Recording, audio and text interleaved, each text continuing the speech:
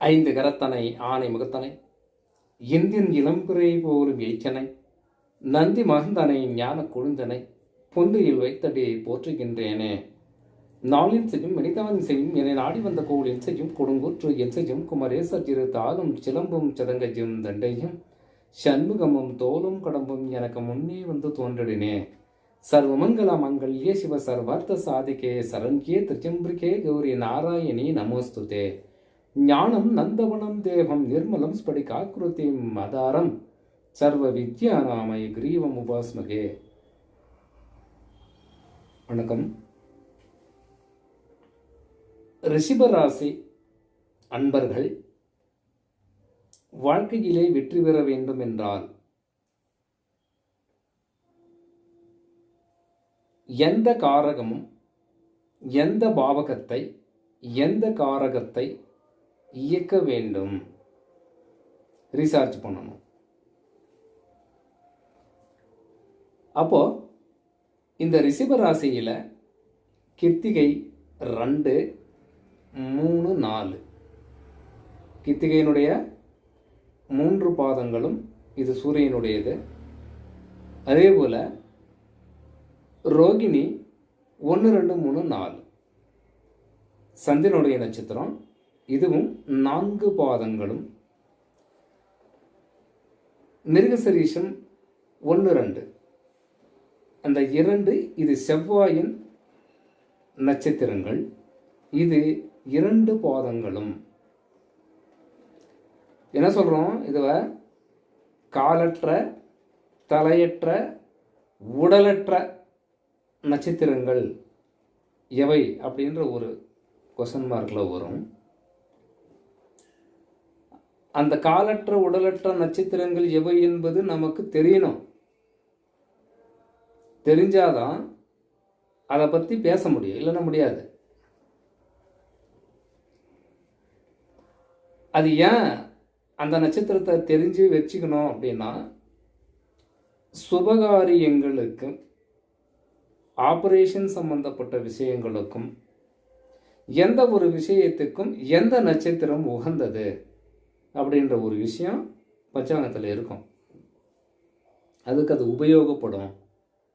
அதனால் காலற்ற உடலற்ற தலையற்ற நட்சத்திரங்கள் நாம் தெரிந்திருக்க வேண்டும் அப்படின்ற விஷயம். சரி, அது இருக்கட்டும்.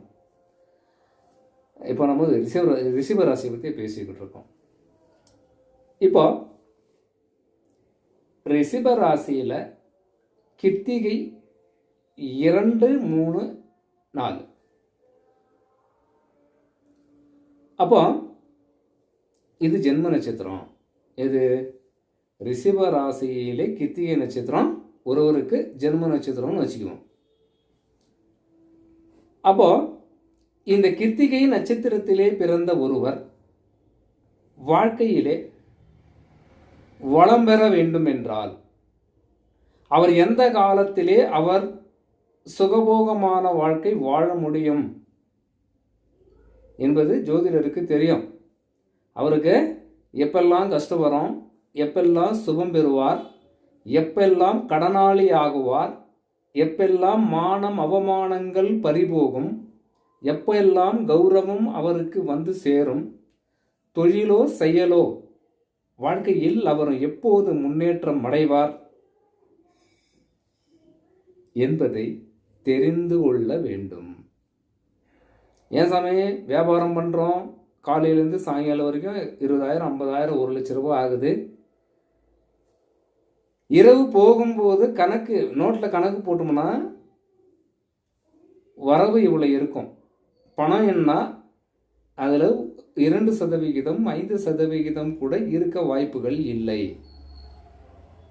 அங்கே வர்றதுக்கும் அங்கே போகிறதுக்கும் லெவலில் இருக்கும். இது ஏன், எதனால் நடக்குது? எந்த தசாபுத்தி அந்த ஜாதகருக்கு நடக்குது அப்படின்ற விஷயம் நாம் தெரிஞ்சுக்கணும். அப்போ எந்த காலகட்டத்திலே ஒருவர் நல்ல முன்னேற்றம் அடைபவராக இருக்கக்கூடும்? யூடியூப்ல நிறைய நண்பர்கள் என்ன சொல்லுவாங்க, ஒருவர் எந்த நட்சத்திரத்தில் பிறக்கிறாரோ அப்படின்னா என்ன அர்த்தம்? அவருடைய ராசி சந்திரன் அமையும் இடம் எந்த நட்சத்திரத்தில் எந்த பாதத்தில் இருக்காரு அப்படின்னு பாருங்க அப்படின்னு சொல்லி நிறைய நண்பர்கள் யூடியூப்பில் போடுறாங்க. அப்போ என்ன சொல்லுவாங்க? அதில் தான் பிறந்த ஜென்ம லக்னத்திற்கு, அதாவது ஜென்ம ராசிக்கு, லக்னம் இருக்கட்டும், லக்னத்தை பற்றி வேணாம், அது ஆல்ரெடி போட்டாச்சு ஒரு பதிவு.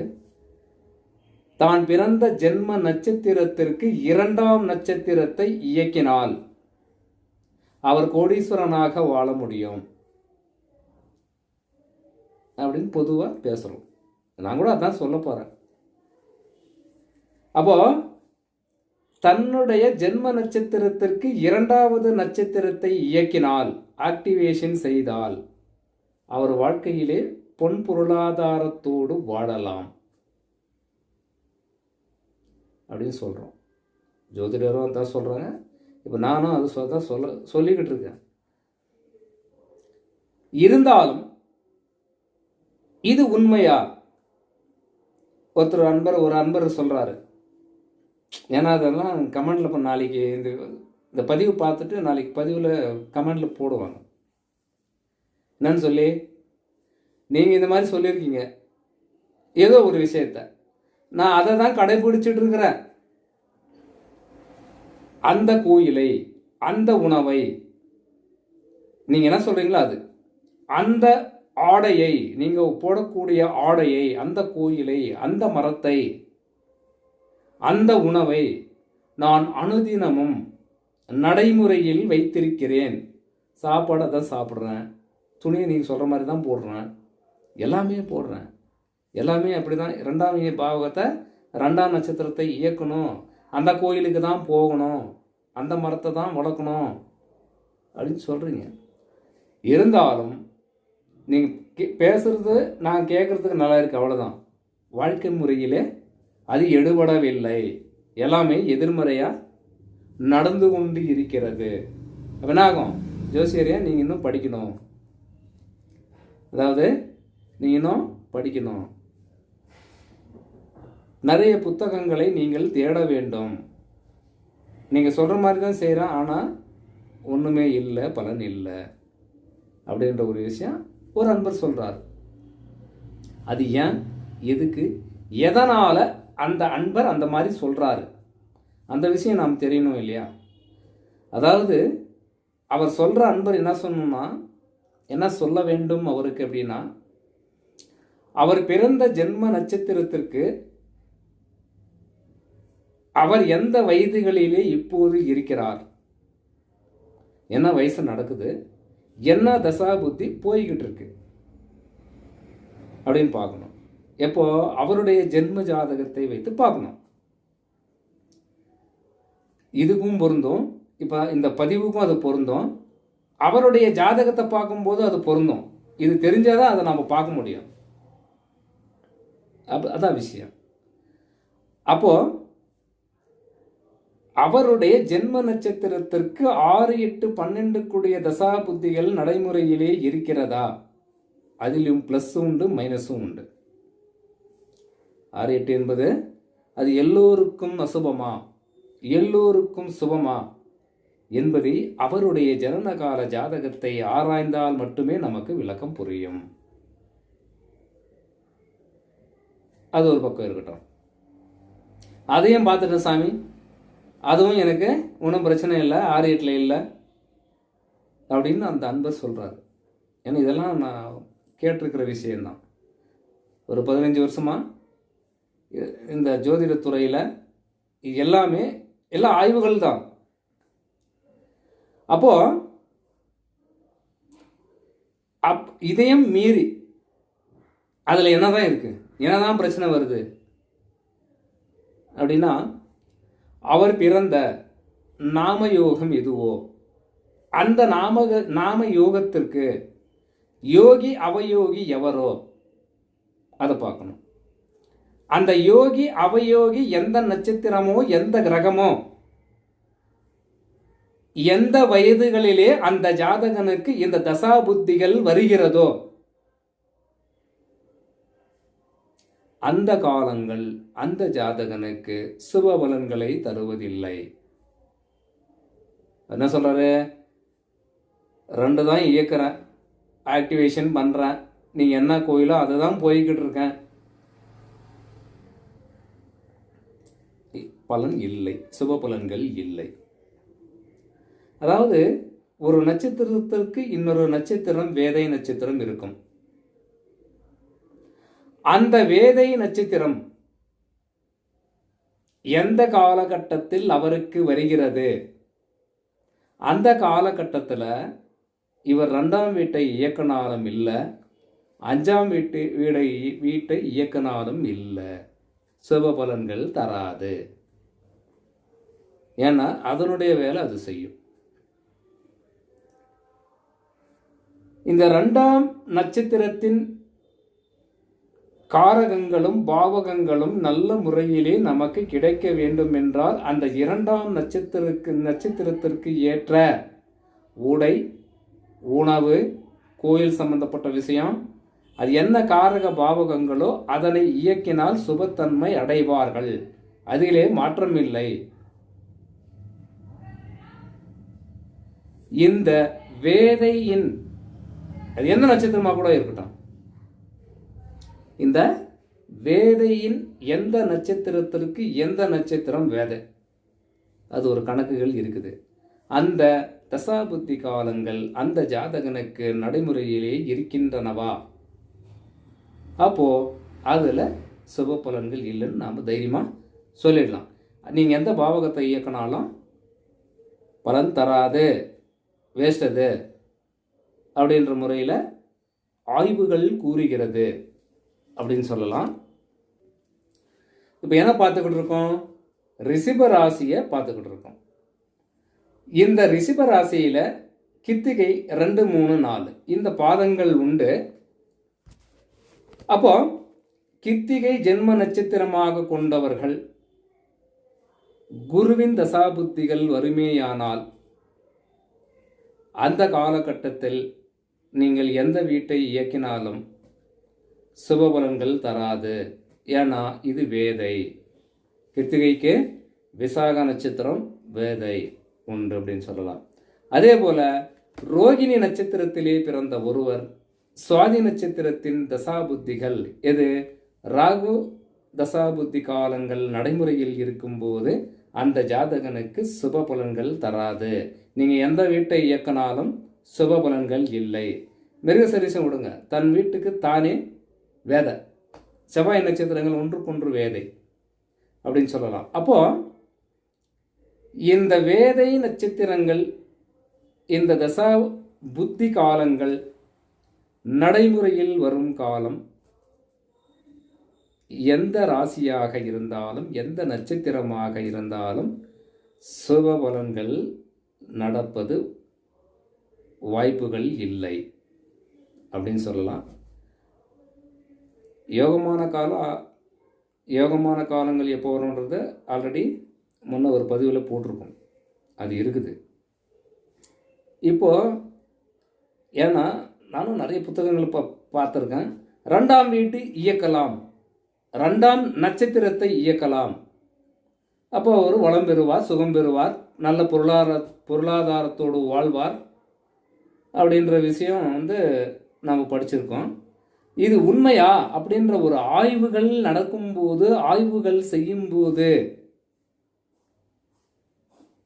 அப்போ இது இருந்தால் அது ஒரு ப்ளஸ் ஒரு மைனஸ், இதை பார்க்கணும்.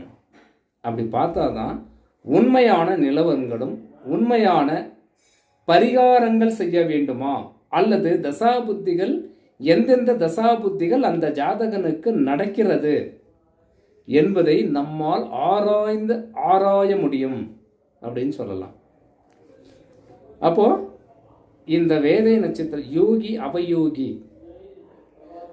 அவருடைய ஜனன கால ஜாதகத்தில் யோகி கெடவே கூடாது, யோகி கெடாமல் இருக்க வேண்டும். அவயோகி அவருடைய லக்னத்திற்கு எத்தனை குடையவரோ, அவர் எந்த நாம யோகத்தில் பிறந்திருக்கிறாரோ அந்த நாம யோகத்திற்கு ஏற்றது போல யோகி அவயோகிகள் யாரோ அந்த அளவுகளிலே யோகி கெடாமல் இருக்க வேண்டும், அவயோகி கெட்டிருக்க வேண்டும். 6, 8, 12ஆம் வீடுகளிலோ அல்லது திதிசூன்யம் அடைந்த வீடுகளிலோ அல்லது பாதக மாரகாதிபதி வீடுகளிலே அவர் யாரு? அந்த அவயோகி அமர்ந்திருந்து தசாபுத்திகள் நடத்தினால் அவருக்கு சுபபலன்களை தரலாம், வர வாய்ப்புகள் உண்டு. அதே போல அவயோகி 6, 8, 12ஆம் வீடுகளில் அமர்ந்தாலும், திதிசூன்யமாக இருந்தாலும், பாதக மாரகாதிபதிகளில் இருந்தாலும் அந்த தசாபுத்தி காலம் ஒருத்தர் சொல்வார், சாமி எனக்கு திரிகோணங்கள் கேந்திரங்களின் தசாபுத்தி தான் நடக்குது அப்படின்னு சொல்லலாம், வாய்ப்புகள் உண்டு. ஏன்னா நீங்கள் ஒரு கருத்து சொல்லும்போது எதிர்மறையான கருத்துக்கள், நீங்கள் ஒரு கருத்து தான் சொல்லுவீங்க, 1000 கருத்துக்கள் வரும். இது நல்ல விஷயம்தான். இது ஏன் அந்த மாதிரி கேட்குறாங்கன்னு சொல்ல முடியாது. ஏன்னா அவரவருடைய திறமைகள், அவரவருடைய கேள்விகள், இது உண்மையா, இது எந்த அளவிற்கு ஆய்வுகளிலே இது செல்லுபடியாகும் அப்படின்ற விஷயத்தை பார்க்கணும்.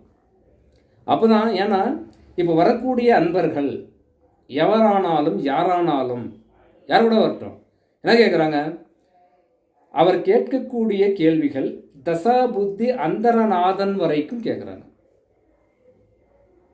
இதெல்லாம் ஒரு பெருமைப்படக்கூடிய விஷயம்.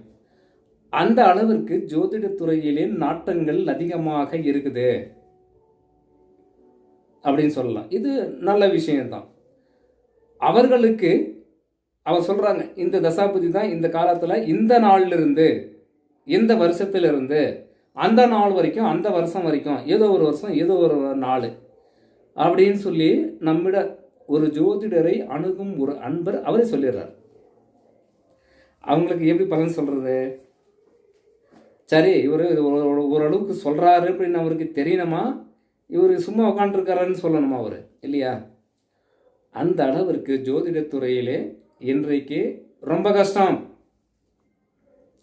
ரொம்ப ரொம்ப கஷ்டமான சூழ்நிலைகளே.